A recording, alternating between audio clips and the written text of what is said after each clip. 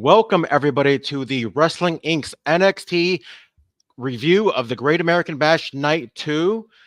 First things first, I'm George Hermoza, along with a familiar face to me, should be a familiar face to all you guys because she's all over social media, but maybe a new face to Wrestling Inc.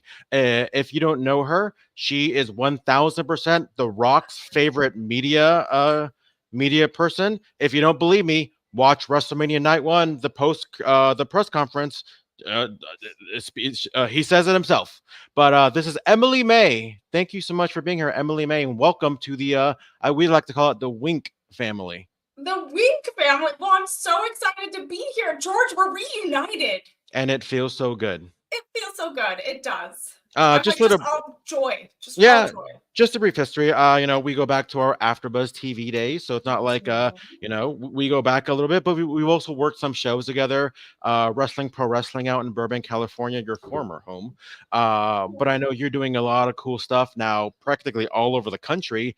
You were in Cleveland this past weekend. You were at Comic-Con the weekend before. You're literally all over the place. Again, you're a very familiar face to the wrestling media landscape. You're doing things with Sports Kita. You're doing things with so many different things. And if anything, it is an honor for you to be here with us. Oh my goodness, George, stop. It's an honor that you all want me to be here and you want to hear me talk about NXT. It's an honor for me. So, yes. George, I'm blushing. Well, what's most important too is that, and again, I've known you for years, but you love pro wrestling, as we all.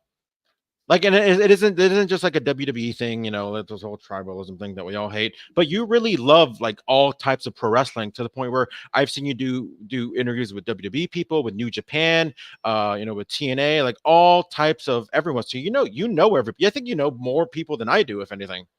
I mean, I have worked many shows. I don't believe in just having one place to watch wrestling. I think it makes you a better person and just a more well-rounded lover of wrestling if you watch it all. So I have had the honor and pleasure of working with many people across the board. And I'm gonna when we get to a certain part, I do want to get pick your brain a little bit about somebody that was featured on the show, because I know you probably know her too. But let's start off with the bang. This is night 2 of Great American Bash. What did you think of night 1? We saw it last week. I know people like to talk about, oh my God, WrestleMania is 2 nights. SummerSlam is going to be 2 nights in the future. Great American Bash is 2 weeks. So I don't know what anybody's complaining about, because I love the fact that Great American Bash is 2 weeks. It goes back to the old days, like back in the 80s. Oh, I did forget. One of my toys fell. One of my John Cena toys fell. Yeah, because back in the 80s when the Great American Bash was first thing, it was like a tour back in the old NWA Crockett days. So now they're kind of bringing it back, a multi-day Great American Bash thing. But what did you think about last week, Emily? I mean, I like that they broke it up into 2 weeks, right? It builds that kind of premium live event feel, but it's digestible. So last year, Great American Bash was in Austin, and they did it. It was their big premium live event for that year. So, and it was a huge night of an event. And then Heat Wave this year was their premium live event. Mm-hmm. So they kind of switched it up this year, which I really enjoyed. I mean, I think it is always a really great Great American Bash, like you said, goes back a long time, that name and what it means. So I like how they were highlighting. We'll get to all who they're highlighting on this one. But both nights were really, really fun. Yeah, I 1000% agree. We're going to talk all about night 2 today. But before I continue, 2 things on my agenda. One, shout out to Paul Smart. How you doing, Paul Smart? Shout out to you. And also, everybody knows that when I run the show out and these Wink shows, I like to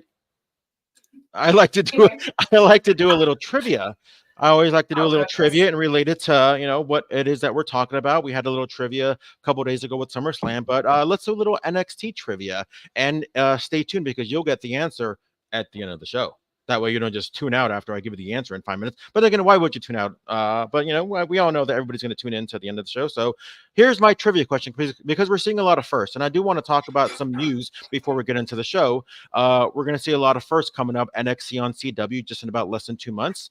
But I want to go back. Let's go back to the first ever NXT show, not the one on the WWE Network, not the one at Full Sail, let's go way back to 2010 when NXT was kind of like a competition show featuring, rookies and their mentors. I guess you can say the veterans or rookies, whatever they're called. So my question for you, everybody watching, and you can answer, you can join in as well, Emily.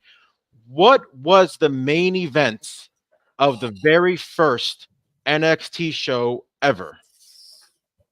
George, you and your trivia. Me and my You trivia. have not stopped your trivia. So the thing is, like, I always like to kind of ask questions that is not easily Wikipediable, because I don't want to be like, oh, who was the NXT champion on this day? You can easily just Google it, and I'm sure this match is really easily Googleable as well. But I, kind of want to give a little bit of challenge. I already saw somebody got it right, but I'm not going to reveal it till the end. But yeah, so stay tuned. You'll get the answer at the end of the show. Do they But get fries, George? you get an air high five. There Yay! you go. I get Well, to I get my mean- first air high five. There you The go. winner. But let's talk about some news. Okay. So, by the way, did you know that news is an acronym? For Let me Google it right now. But it's actually like a thing. Oh, hold on. News is an acronym for God, something weather and sports. Oh my God, why is my Google? Who cares? We'll get it later. Because my Google is working weird right now. So earlier today, NXT announces pair of arena shows to kick off the CW era of NXT. Now, it's been heavily speculated for a good number of years. Is NXT at some point going to go on the road? Is it going to be a touring brand? Are they going to stay at the PC? Are they going to go back to the Full Sail? It's been speculated ever since, even going back to 2019 when they first started airing on the USA Network after being on WWE Network for a long time. But it was officially announced today that WWE confirmed that both October 1st, which is the first episode on the CW, and October 8th episodes of NXT will be arena shows. The first one taking place at the Allstate Arena in Chicago, Illinois. The second one taking place at the Enterprise Center in the St. Louis, Missouri. I've been saying this for months since it first got announced. This episode of NXT, the first episode of NXT on CW, is going to be a really, really big deal. It's like I said, the announcement is going to be in Chicago. You've been in Chicago. It is a hotbed for pro wrestling. They already announced that CM Punk's going to be on the first show. There you go. Thank you, J.R. Smith, for letting me know. Notable events, weather, and sports is what news stands for. So a little fun fact for everybody that doesn't know that. But yeah, CM Punk was announced for the Chicago show. Randy Orton was announced for the St. Louis show. How pumped are you for this? Because this is something that I'm sure everybody's excited for. There's a lot of guys and gals in NXT that maybe haven't had that arena type feel, just mostly working out of, a couple hundred fans in the PC or maybe even go back to Full Sail. But this is really cool. And again, we go back to what you said earlier. We just love all pro wrestling, and seeing this kind of NXT show and that kind of a vibe. Like, what was your reaction when you first saw that NXT is going to be emanating from arenas in the near future? Well, I think we need more of it. Like they're obviously building to it, and because they're going to be on CW, and I think it's the best time to kick off those arena tours. And again, we don't know if there's going to be more, but I think they're going to be adding. My feeling is they're going to be adding more premium live events, so that maybe monthly, maybe every few months, more often than they usually are, because that's the NXT. I don't know, George, the last time you've been to like a live NXT event. It's been a while. It's been a while, but I was just at Heatwave, and it is a crowd that's totally different than I think even Raw and SmackDown or some of the other bigger like SummerSlam, things like that. There is like a diehard NXT fan base that has been following it from the beginning, and I think it's awesome. Chicago and then St. Louis, Randy Orton's coming out as well. The fact that they're putting these huge superstars on these big debut shows means that they're invested in it and they're building up to something bigger, and I think it's a great idea. Yo, I agree. I've been saying that. I've been predicting that somebody, and this is just my prediction, I think The Rock's going to show up on the first episode. I wouldn't be surprised, and just based on there was other news that came out in the last 24 to 48 hours about Pena, El Zero Miedo, and Phoenix not renewing their contract with AEW. they're going to be free agents soon. Do they show up on the first episode of NXT? That's going to be a big deal if they do. Yeah, there's a lot of cool things. Do we think that Stephanie Vaquer or Giulia are going to wrestle on the first episode? What do you think?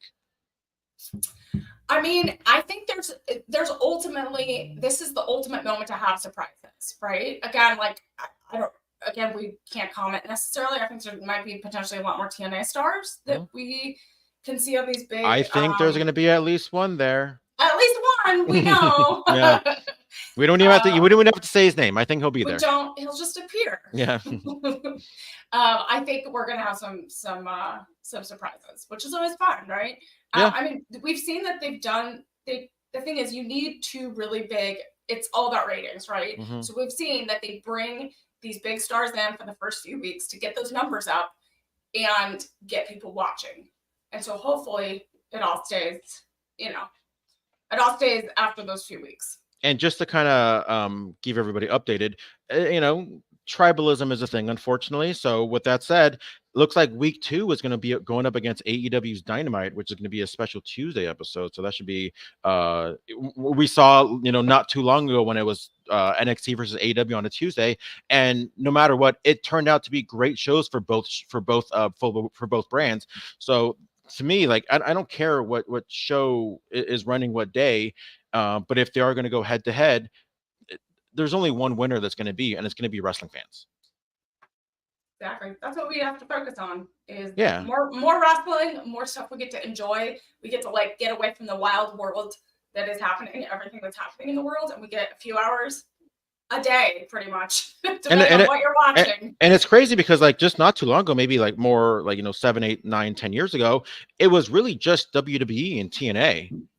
And they were like, "Oh, we need more wrestling." There was only Mondays and Thursdays. Now it's like you literally get wrestling every single day, and people are still complaining. Now it's like too much wrestling. Like I don't no. Just a weird thing about there's a lot of wrestling on TV. Okay, then just watch what you want then.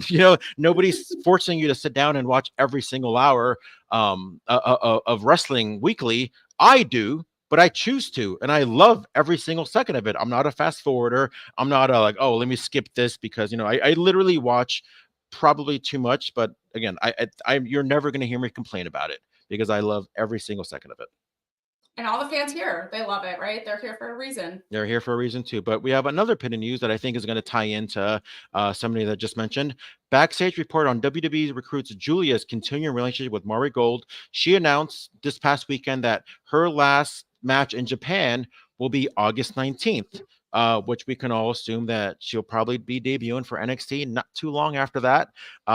Whether she debuts before the big CW premiere or whether she debuts on it, either way, I do think we're going to see a big presence from her in the near future. But because of this relationship with WWE and Marigold, it looks like she might have more matches in Japan soon.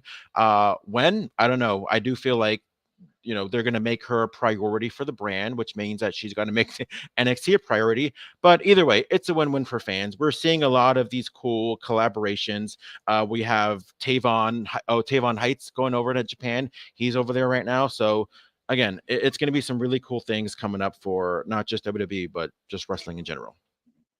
Yeah, I mean, it's really exciting. I mean, I obviously have seen Giulia's journey up close. Yeah. And obviously she was, at New Japan, and I'm so excited for her. I know that with Stephanie Vaquer signing, and then obviously the news of Giulia, I think the NXT landscape is going to indefinitely change for the better. And I know Roksan's called them out. Called them out before. And I think it's really exciting because we obviously saw Jade and Bianca and other superstars in Japan. They're broadening their landscape of wrestling. And I feel like Triple H has said, I think he even reiterated it this weekend at SummerSlam, that they want to be a global company, not just people watching from all over the world, but that they're actually having shows and actually doing pay-per-views or premium live events in not just the United States, but around the world. And I think as they're picking up more talent like this, it's gonna blow up. I'm gonna put you on the spot right now. Oh no. coming soon debut of Vaquer, of Giulia, apparently the rumored of an adult Australian wrestler Whoa. called, I was gonna say Australian, then I was gonna say Delta. Somehow Yeah, they became Delta. Yeah. adult. um It's do okay. you what is the best, what is going to be the best women's division in all of pro wrestling? Oh my goodness. In all of pro And wrestling? all of pro, whether it's we can combine Raw and SmackDown together, but I'm going to separate NXT, AEW, TNA, maybe even we're seeing a lot of cool wrestling promotions out, that are just exclusively women, which is great, especially out here in LA as well. And I know you do a lot of work with Mission Pro Wrestling as well. Mm-hmm. Yeah, like what do you think at the end of the day is going to be the one that to really have the best wrestling for the women? Oh my goodness. I love how Mindrunner is a super. I'm combining Super. words here, George. Yeah, there you Super, go. super fan of Mission Pro Wrestling. So thank you, Mindrunner, for joining in the chat. But honestly, I'm going to say right now NXT, because they have the most diverse roster right now from all over the world. I think Shawn Michaels is doing the incredible work there, especially with the athletes coming out of non-wrestling sports like gymnastics, things like that. But Ricky also in the chat says Stardom. I mean, Stardom I think is up there as well. But I don't know. I'm gonna go with NXT right now. It's the thing I love about the NXT women's division, because just for such a long time, the women were like, a spectacle, or they were like, they were an attraction, right? And then, I mean, that's fine. It was what it was. But it's to the point now where we can have like 2 or 3 women's wrestling matches or segments back to back to back to back, and we didn't even bat an eye. It's become such a norm in NXT that like, oh yeah, there was like a lot of women featured, whereas it's like we don't even think about it. And I think that's such a plus for pro wrestling in general, especially the WWE. I'm loving where it's going, and I really can't wait to see once they include those 3, maybe even more women's wrestler on the roster soon, that it's just going to be really like on a weekly basis, just a must see division, just in general. And I can't wait. I know, I'm all for it. Yeah, I mean, I know AEW was mentioned in the chat. ROH and TNA, I think, have great women there as well. It's safe to say that it's probably the best that's ever been. I would say, and we've been watching it a long time, George. back in the bra and panty days, But let's get into Great American Bash, the Night 2 review. We kick off with Trick Williams versus Pete Dunne. They have a little bit of history going back a couple weeks. Trick Williams, former NXT champion, he just lost it not too long ago, and Pete Dunne, former NXT UK champion. But we see Pete Dunne with the victory. Are you surprised in any way that maybe that he won cleanly? We see Trick Williams kind of continuously trying to be back into the main event picture alongside with Ethan Page. So are you a little surprised that Trick Williams just lost randomly to Pete Dunne, the guy that's not even on the NXT roster full time? Yeah, I was kind of confused by this match because we're here seeing Trick Williams, like you said, trying to get back into the race for gold, right? And so I liked how it was like former champion versus former champion, right? You have that history a little bit. I think Trick Williams really was facing a huge obstacle to go against Pete Dunne, someone that has that catch wrestling background, right? So he's being pushed in a different way. So I think in that element it's good, but also I was confused by his loss, by Trick Williams' loss, because if he's trying to go for gold again, this win I think was really important for him to get. And I'm wondering what exactly Pete Dunne's trying to do here. What statements he's trying to make, because he's not necessarily part of NXT. So I think it was obviously a really great match. I think we saw some fire in Trick Williams. Some frustrations come out. But I was rooting for him. I like Trick Williams. It does look like it's not over though, because we saw them brawl backstage. We saw them brawl backstage. There's definitely some continued heat there. Yeah, so maybe we'll see something very, very soon, whether it's on NXT or whether it's on No Mercy. That's coming up soon. Yeah, do you think there's going to be some big opportunities on No Mercy for Trick Williams, or do you think Trick Williams is gonna get called, maybe potentially called up soon? I don't think so. And again, I really not like a negative person. I try to be constructive as constructive as I can be. But something I noticed that and I've said this before. I've said this on previous weeks is like I don't see Trick Williams has gotten relatively better in the last couple like 3-4 months. The what we saw from Trick Williams at the end of last year, that deadline at that Iron Survivor match, I'm like, oh my god, the sky is the absolute limit for this guy. This guy needs to be champion soon. He had some great matches with Mello, but I feel like after he won the NXT championship, it was almost like a steady line. Like he didn't necessarily get better. He didn't get worse. I just don't feel like he got better. I don't think his character got better. I don't think his ring work got, much fired up. Do you think maybe he's not necessarily losing his abilities, but like maybe he's lost a little bit, like because he lost the championship, he's trying to figure himself out again? No, because affect your performance. No, because I said that when he was champion. I feel like nothing really was elevated when like the title didn't make him. He didn't make the title. I just feel like, oh, cool. It was a feel good moment when he won the championship. But even when he in that fatal 4-way match with him and Ethan Page and Javon Evans and Sean Spears, that match, and I said this literally as we were covering the show, that match was not about him when it needed to be. I was more impressed by Javon Evans and what he did during the match, and I was impressed about Ethan Page on how he, structured the match. Trick Williams did not stand out to me when he needed to. So I feel like we haven't really seen that kind of Trick Williams. I will say I did like the match with Pete Dunne, so I think this is a step in the right direction on how he's been getting better and whatnot. I don't think he's ready for that call-up like you mentioned, but I do feel that if we see this Trick Williams that we saw today, and he showed some fire that I didn't really thought he showed in the last couple months. Yeah. And know that it's not over. That the match, that there seems to be another match on the horizon. Yeah, I mean that's good, But with that said, like, I.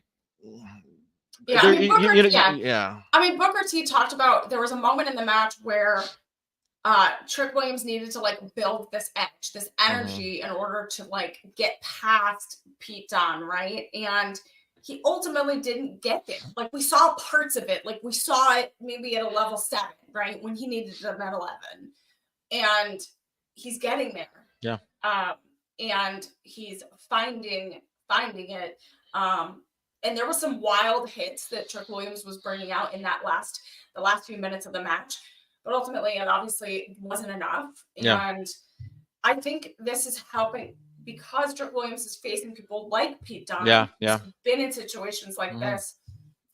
I think he's going to learn a lot. And if they keep pairing him with people like this, he's going to learn a lot and get to where he wants to be, which is champion again. Pete Dunne's kind of like a newer generation of like a Fit Finlay.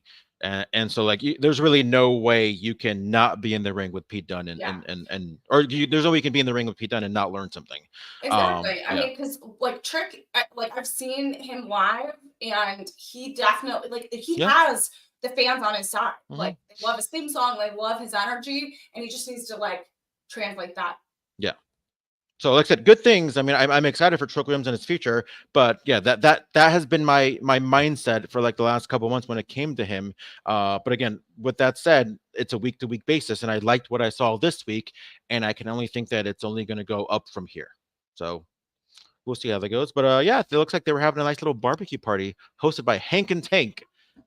Yeah. Where was our invites? Where was our invite? Oh, I wanted the snacks, George. Next time, I want the chips. I want the wings. I want it all. I'm kind of trying to cut back on the old carbs right now, but yeah, I think wings are okay. But yeah, definitely no chips. Maybe the hot dog without the bun. Maybe the burger wrapped in lettuce. It sucks, but you got to make sacrifices. Darn. I was very interested in that the first opening shot of the episode. There was the illusion of that we saw the table with all the snacks, and I knew it would be used later. Because you can't have food on a wrestling show and not use it. Yeah, that's true. That's very, very true. But speaking about the women, we saw Kalani Jordan defend her North American Championship match against Tatum Paxley. By the way, I had a conversation, by the way, I like to ramble a lot. I had a conversation about What you do, George? yeah, something specific not too long ago. But let's say we're talking about this match, right? Tatum versus Kalani.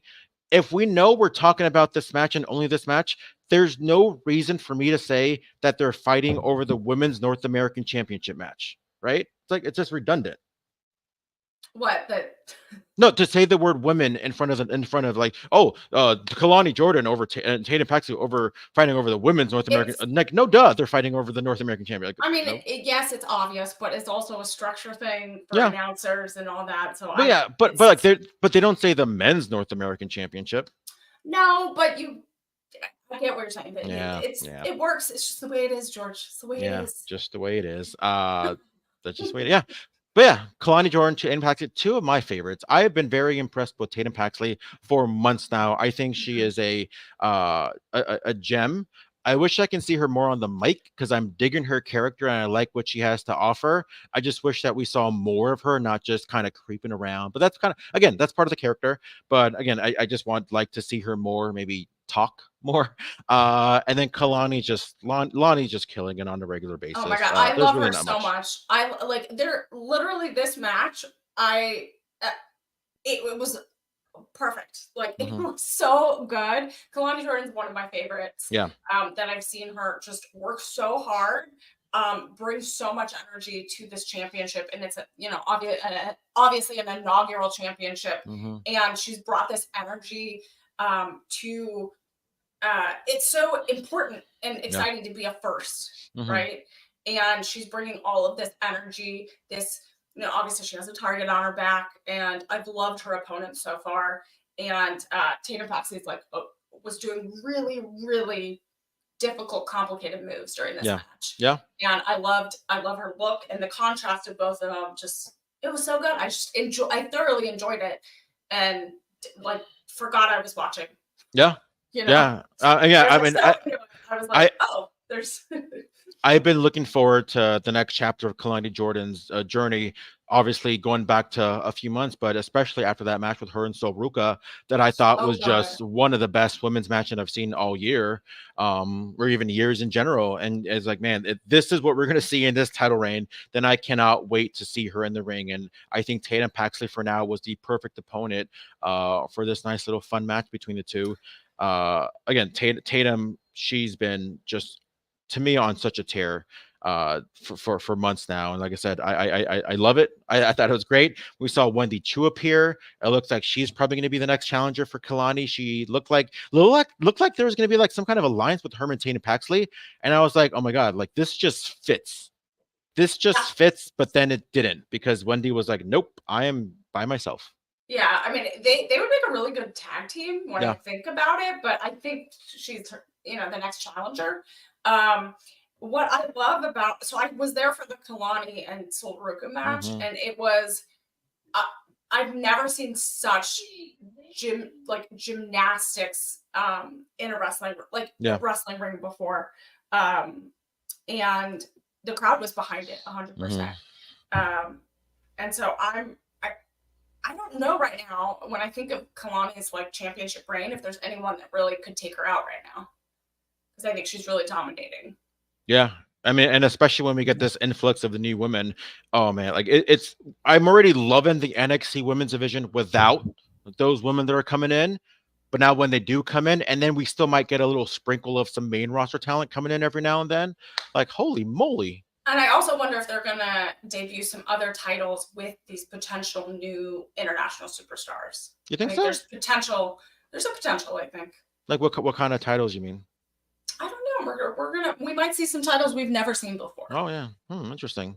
Either way, I'm looking forward to it. Yeah, this was a great match. Like I said, I mean, I usually will have you talk about who maybe the next challenger is going to be, but it looks like it's going to be Wendy Chu. We had a nice little stare down after that match. Was a little creepy. Wendy Chu, she's changed since she's come back. She's a little creepy, a little scary.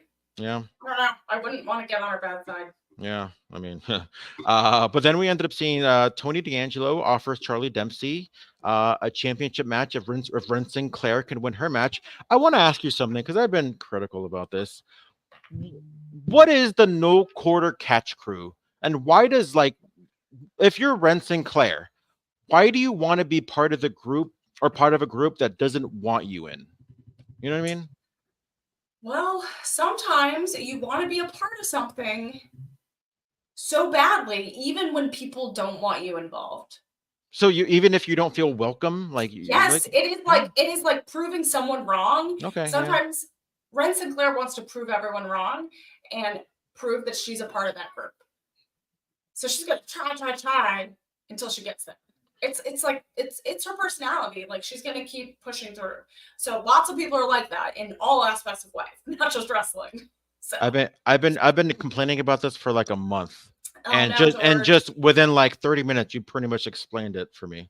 Well, that's why you need me on, so That's right. I can calm you down and center your thoughts. So thank you. Like I said, That's we why I'm saw, here. That's why I'm yeah, here. we saw Trick and the Bruiserweight Brawl backstage, so we see more of them.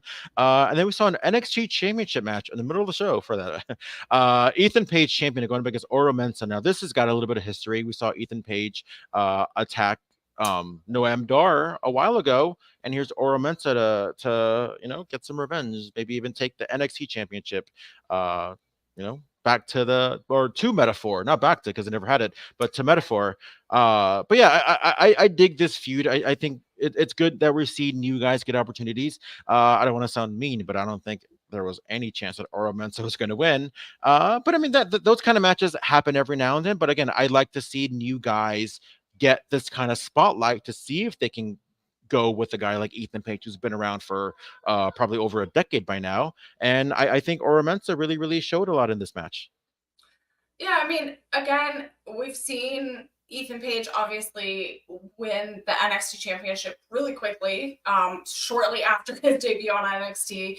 And he admitted to like beating up, members of NXT and kind of attacking Metaphor. And like, there's some history there. So there's some frustrations and people don't forget things. So they're building upon that.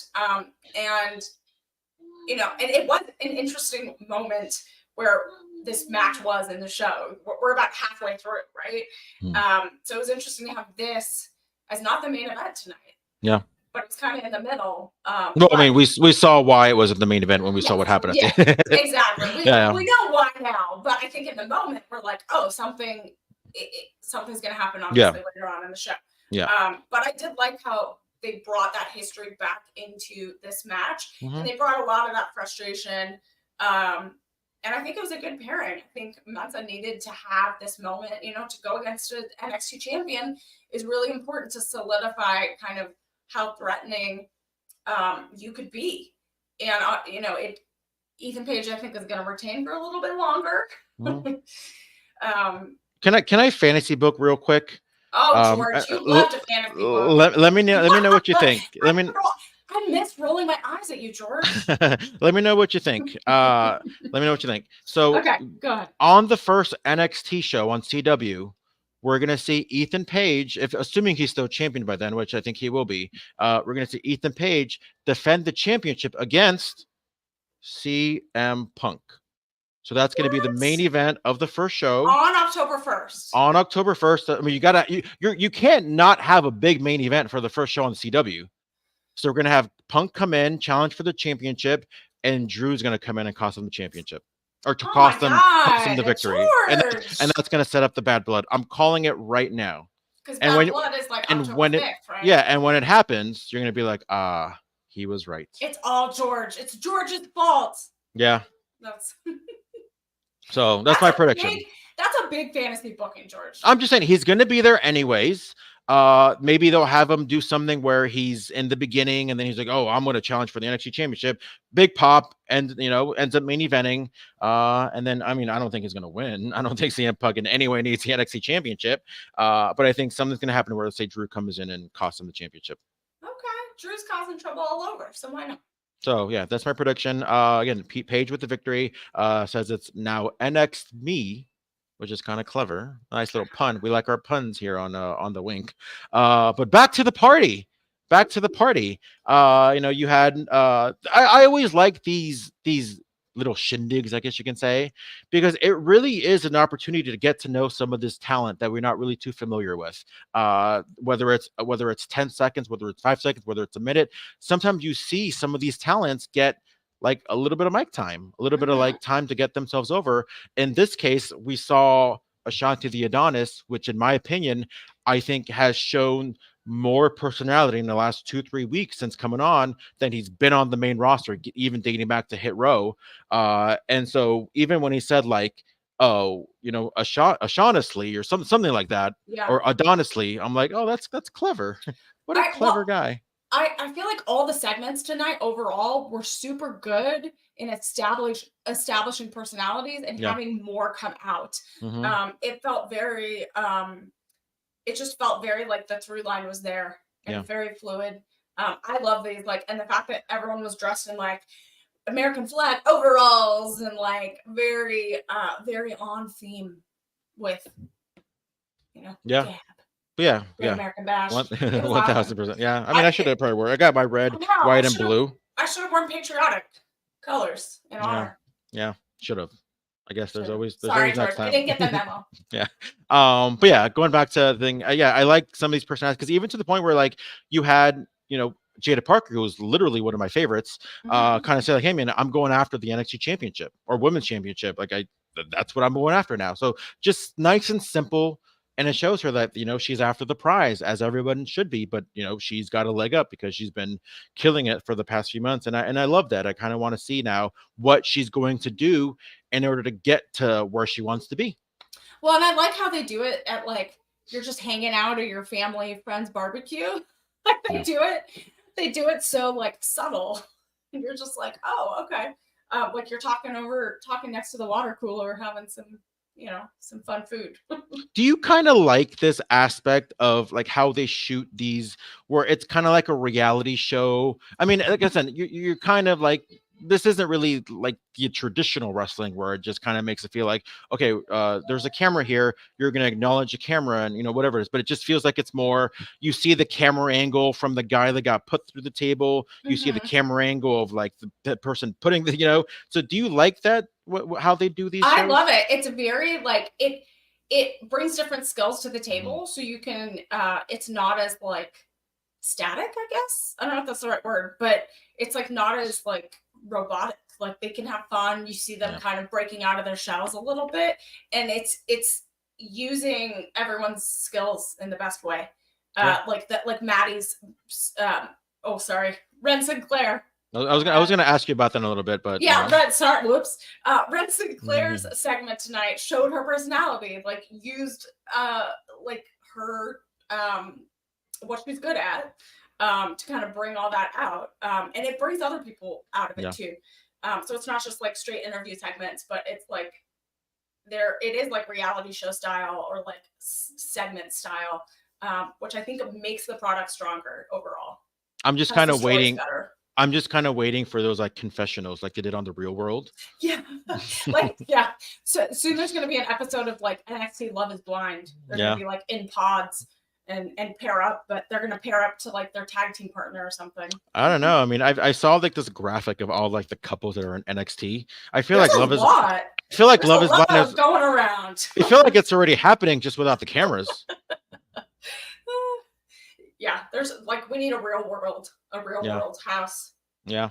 I think it'll be fun. I think we might see something like that eventually. If it does well on like the CW, I feel like CW is gonna be like, yeah, can we just have like a reality show? Just we'll give you half an hour once a week. Just they probably already have like all the footage anyways. They just need to put it together. Exactly. Like as long as there's barbecue and like fun snacks, I'm down. You know what I realized today? What? Uh, so what's another name for coffee? A cup of Joe, right? Yes. His name's Joe Coffee. I know, but spelled differently. Is it Joe Joe or Coffee Coffee? Oh goodness. Wait, is it? But it's Joe versus Coffee. Ooh, that's interesting. Mm. Or is it Is Joe it versus Joe versus JoJo? Joe versus or Joe, J versus J? Joe. JoJo? Oh God. Oh God. We're going down a rabbit hole, George. We saw. Let's get the train back on the tracks. We saw Joe Hendry versus Joe Coffey. This got a little bit of history. Joe Coffey. Now I'm gonna get confused. Joe Hendry's been in the news a lot now because he said on an interview a couple days ago that he pretty much is one of a kind because he gets to train at the PC, he gets to be on NXT shows, he gets to be on TNA, he's in the main event of TNA, like he's just pretty much everywhere. Amazing. Yeah, like how thought this would have ever happened? Seriously. I mean, and it's crazy because and I listened to an interview with Joe Hendry a couple weeks ago, and remember those billboards that were on right outside Clash of the Castle? Yeah. He paid for those. I know he paid for those. Yeah. For was it the Thursday before? Yeah, like how genius is that? He has been so good at his branding overall. It's changed the game in wrestling. So anyone that is a wrestler should watch what Joe Hendry is doing right now. And I did actually interview him last week, and he told me that he called out John Cena. And he said that he is in this prime spot that he not only gets to work on TNA shows, but he gets to be on NXT every week. And we obviously saw him announce that he's not going anywhere. And this is unprecedented in the wrestling industry. I need a favor from you. Oh no, George. Because you're at all these WWE press conferences and whatnot. When the next time you have the opportunity, I want you to ask. I need you to ask. Oh, look at that. Are you drinking a cup of Joe? Oh, it is a cup of tea.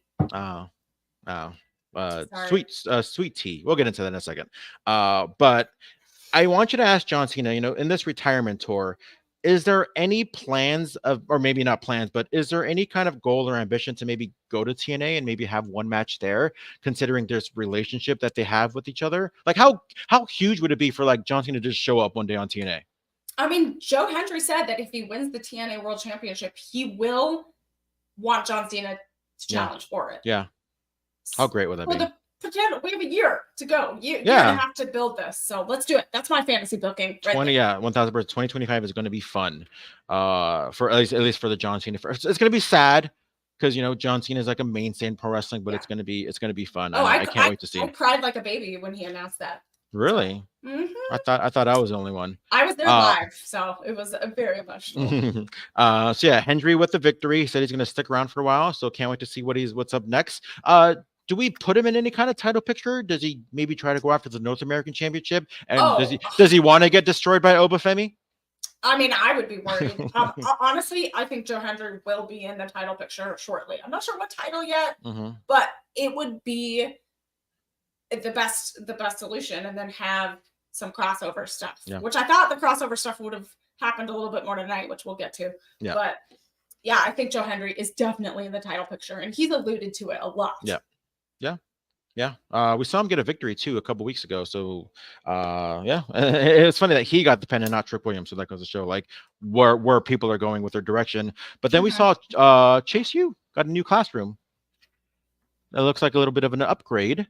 A lot of I always like these segments. I always like the way that Andre Chase is able to showcase his personality. But I guess the big thing coming out of this is Chase U is going to get an NXT tag team rematch after that great match that we saw at the last PLE. But it's not going to be Chase and Duke Hudson. It's going to be Rich Holland instead. And we saw kind of Duke Hudson get a little boo-boo face. What do you think is going to happen with this now that we know who they're facing next week? I mean, this is obviously Chase U's gone through a tumultuous time. Yeah. So I think this is their time to hopefully get on the brighter side of things. Yeah, it should be fun. I'm digging this. Like you said, there's been Chase U's gone through a lot. Man. They've gone through like people like just disappearing all of a sudden. I think like one or two of them showed up in AEW all of a sudden. And some scandals, some financial scandals. Yeah. They've been through it. And they've actually been tag team champions before. Then they ended up having to lose them back because, they whatever. But yeah, I'm excited to see where this is going. I'm happy that Rich Holland is getting to do something. I feel like that first month or two when he first showed up in NXT was a little weird. Like, this is the same guy that essentially like said, "Oh, I'm going to retire. I'm this and that," and then next week he comes back and like attacks somebody. But now he's involved with like Chase U. So again, NXT is very. It feels like it's very experimental. Let's try to see what works, and I feel like this is what's finally working for Rich Holland. Don't get me wrong, I was a big fan of him as a brawling brute. I was a little upset when he went back to NXT for a little bit, but yeah, I feel like they're having fun with this, and I can't wait to see what the next chapter is going to be. Yeah, no, exactly. I think this will be a good moment for Holland, definitely. So we saw the next match, Ren Sinclair and Kendall Gray, and this was the match that I couldn't wait to talk to you about because why? Yes, because Ren Sinclair, as you mentioned, used to be known as Maddie Rinkowski on the indie scene, but you my bad. Yeah, no, it's hard to not when you've done it. Yeah, but like but how does it feel for somebody like you to see Maddie and now known as Ren Sinclair, see her journey, right? Because you did a lot of work with her in Mission Pro, and you saw her killing it on the Indies, and now she's in NXT. So what does it feel seeing somebody who you consider a friend now, do amazing things on the USA Sci-Fi and soon to be CW network? Yeah, I mean it's always surreal, right? Like when your friends get called up and get that amazing call, like it's just joy and excitement. And from a personal note, like we saw her off at like the last Mission Pro show that we could see her at, and so we like had a personal goodbye, and it was like really emotional. And you obviously never know when you're going to get to see them again in person, right? So again, I think she's the fact that they put her on television so quickly. She is such a personality, and I feel like she's breaking out of her shell even more. I mean, if you just like follow her on TikTok, like that she has such a personality that like is meant for television. Yeah. And so I'm just super happy from just watching her. Yeah. It's crazy too, because like No Quarter Catch Crew isn't really known for their let's just say they're mostly known for their in-ring abilities. They're not really known for their kind of personalities, or you don't watch a No Quarter Catch Crew segment and be like, wow, what a fun segment that was. But enter Ren Sinclair, and all of a sudden it adds so much color. It adds so much light to these. I mean, I'm not saying they don't have the personality. I'm saying that's what they're portrayed as. So it adds so much color to these, kind of dull kind of type ways where maybe you don't see that, or maybe you're not supposed to see that. But again, now we're seeing a lot more. We're seeing a little bit more depth to a Charlie Dempsey. We're seeing a little bit more depth to a Miles Bourne, all because of Ren Sinclair. Yeah, and it shows that like it takes the right person to bring out personalities in other people and to have that chemistry. And so Dempsey and Sinclair, and they all have this chemistry now that is really engaging to watch every week. And again, we see that they're building the story. We obviously saw it unfold tonight, that this is obviously going to affect the cup moving forward. And this is what makes a good superstar, is you help elevate other people. Yeah. And I feel like Ren Sinclair has had the chance to get her skills tightened up, and also not everyone is good on the bike. Not everyone is used to that. And so she already had that, and now they're like using it to push other people forward as well as herself. Yeah.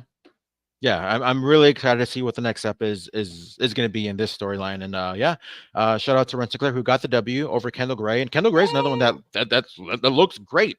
I think she's got a lot of promise, a lot of potential. There's this women's division. I'm telling you, it's the best. So I feel really old sometimes. I know I look like I'm 20. But I feel really old because we saw this package about Javon Evans, and this guy's like 20 years old. And he was asked like, oh, who was the first who was the first wrestler that you ever met? And they showed a picture of Matt Bloom. And I'm like, oh, he met him when he was like Albert, or he met him when he was like, the hip hop hippo or whatever. He's like, yeah, I met a good old Lord Tensai. And I was like, dude, that's 2012. Like, how old am I? And how old are you? Like, he didn't say Albert. He didn't say Prince Albert. He didn't say A-Train or nothing. He was like, yeah, Lord Tensai or Sweet Tea. I guess when he was, speaking of tea, the drinking, when he was a dancing guy with Brodus Clay, I'm like, oh my God.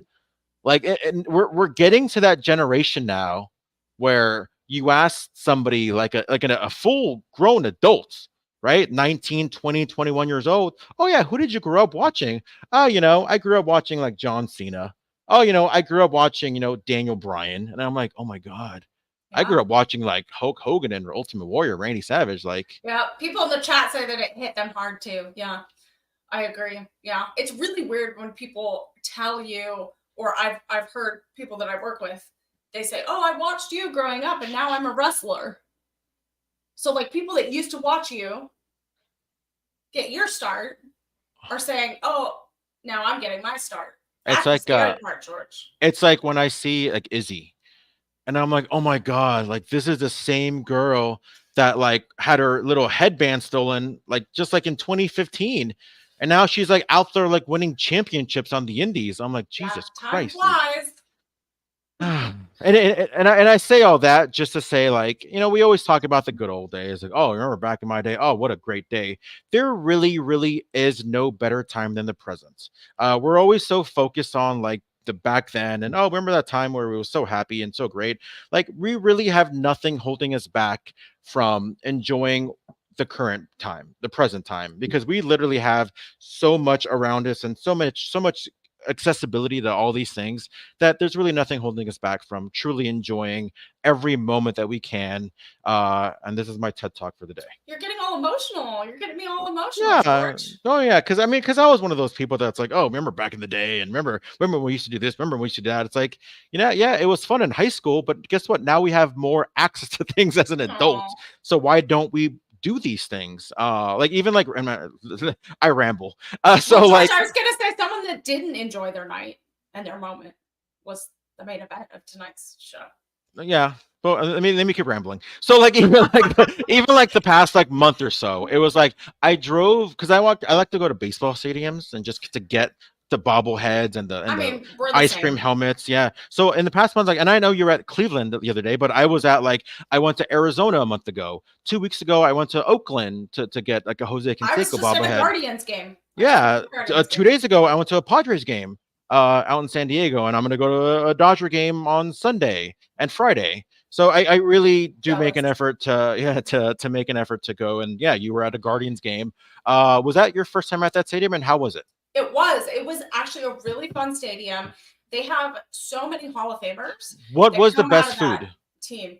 The best food, I had a nachos like burrito bowl, and it was legit. It was like $12 and it was giant. Oh my God. I didn't finish it all. I tried. um, but Oh, yeah, and I had an sounds good. avocado. An avocado. They had a gelato coffee stand, and I got cold coffee with vanilla gelato in it. And it Oh, was so there's no avocado? no, it's You made it sound like it's like you made it sound like it's an avocado flavored gelato. No. Although an avocado flavored gelato sounds Try it, interesting. George. It's delicious. Okay, Uh, talk about the main event. Before we get into the main event, we saw Obafemi, the North American champion. Little bit of talking. Maybe it was gonna mention what's next for him, but then we saw him get interrupted by the D'Angelo family, and I'm like, if there's one guy that you don't want to interrupt, is gonna be Obafemi, a future WrestleMania main eventer, in my opinion. Yeah, don't interrupt him. He's scary. Oh my God. I don't like him. He's too scary. I like him. I just know not to. No, I like him. He's just scary. Yeah, he's just scary. But yeah, let's talk about the main event. We saw MSK, not the Rascals, because it's MSK when it's two of them. It's the Rascals when there's three of them, but I guess not anymore. Against Frazier and Axiom, which I call Fraxium. What a fun, fantastic, high-paced, athletic, agile match.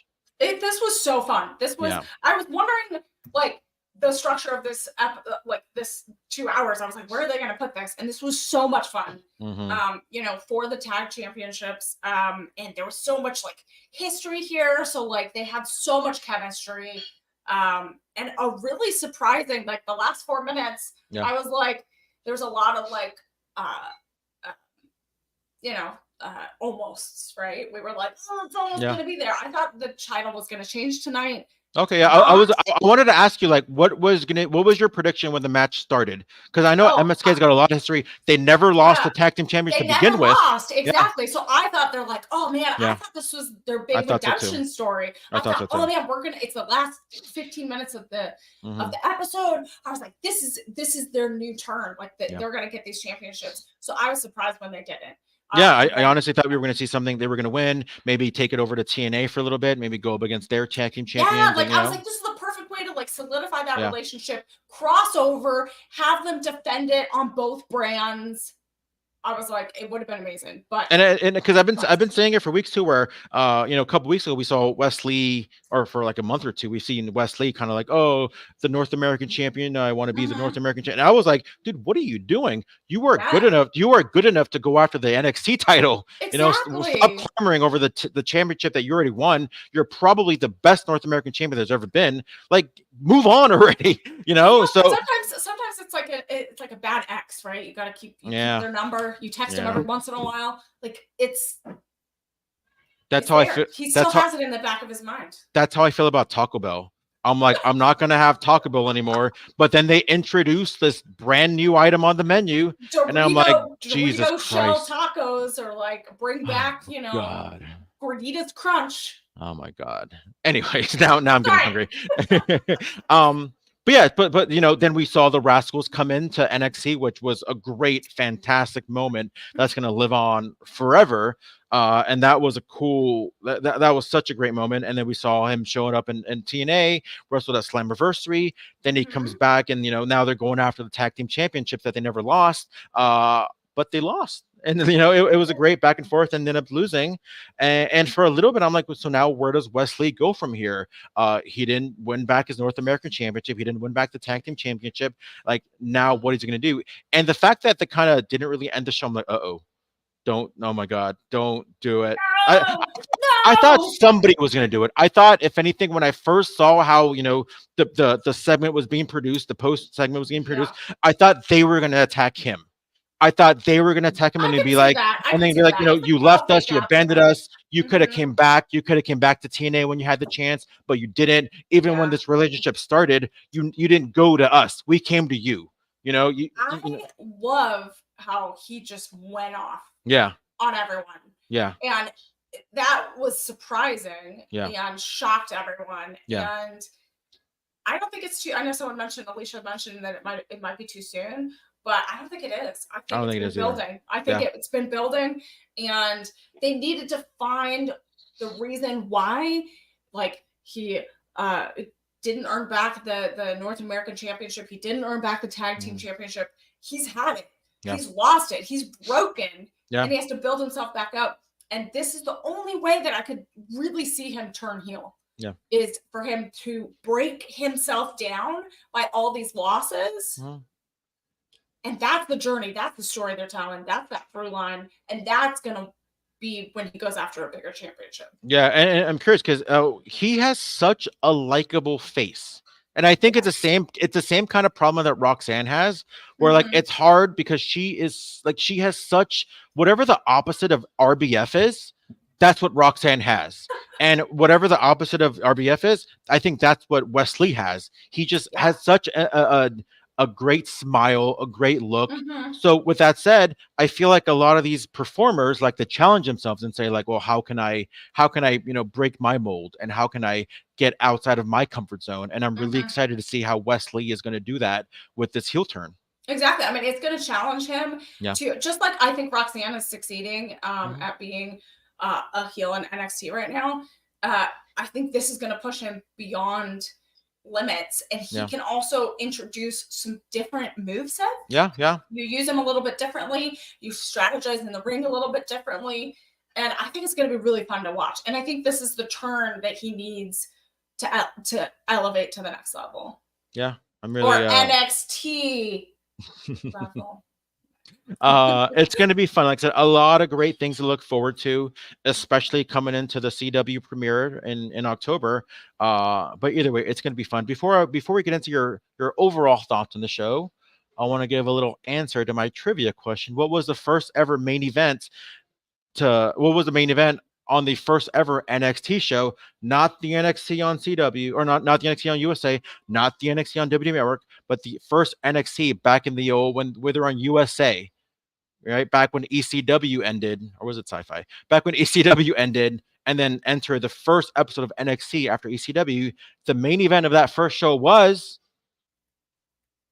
dun dun dun AEW star Chris Jericho against AEW star Brian Danielson. Yeah. The very first main event. Yeah, what a good time. What a great time. That was a great match too. But yes, what are your overall thoughts of the Great American Bash Part 2? I don't know. Do we rate it? Like, is it like I give it a 9. Give it a rating out of a 38. What would you give it out of 38? 38. Yeah. Why 38? I just tried to think two random numbers. Yeah, 38. I'll give it a 34.5. Oh wow.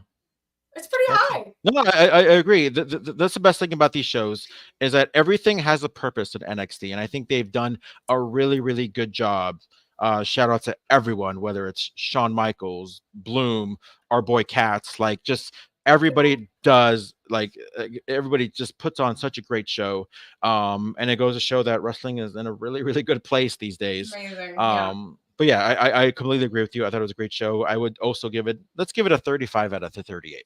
Ooh, you're higher than me. A little bit higher, yeah. There wasn't a bad match on the show. A lot of things to look forward to. And yeah, it's gonna be fun time in the next couple of weeks of NXT to see why Wes, why? Why? WWW, why Wes, why? But until then, I want to know, and the people want to know, where can people find you? Because I know you're all over the social medias. Well, I'm all over the medias of the socials, and it's the same everywhere right there. Emily Mae Heller, everywhere. Follow me. I appreciate you all joining me on my first show at the week. George, you're gonna have to put up with me. I apologize. I did it before, and I'll do it again. You can follow me at G Hermoza on all the social, GHERMOZA. But until next time, we'll see you soon.